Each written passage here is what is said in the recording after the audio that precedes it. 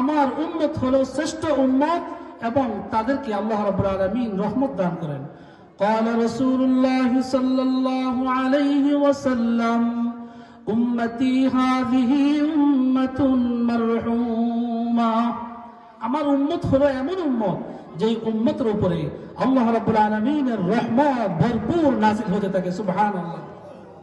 আল্লাহ পাক আমাদেরকে যেই পরিমাণ রহমত দান করেন, যেই পরিমাণ দয়া আমাদেরকে দেন, এর থেকে যদি সামান্য পরিমাণ একটা সেকেন্ডের যে দয়া, ওই দয়ার শুকরিয়া স্বরূপ যদি আমি আমার সারাটি জীবন সেজদার মধ্যে পড়ে থাকি, তারপরেও মাওলা পাকের শুকরিয়া আদায় হবে না। বলেন সুবহানাল্লাহ। সম্মানিত হাজিরিন, আল্লাহ রাব্বুল আলামিন আমাদেরকে শ্রেষ্ঠ জাতি বানিয়েছেন, আমাদেরকে শ্রেষ্ঠত্ব দান করেছেন, আমাদেরকে বলেছেন উম্মতে মারহুমা, দয়াপ্রাপ্ত উম্মত।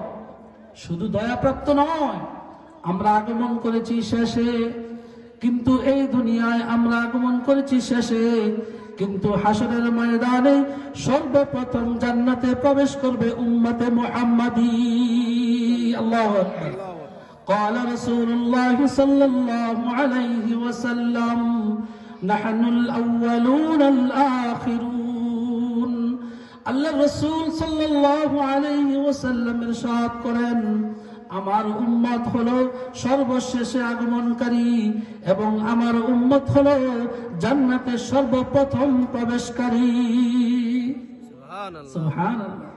কত বড় কথা। আসছি পরে, যাব সবার আগে। সেই উম্মতের নাম হলো উম্মতে মুহাম্মাদি।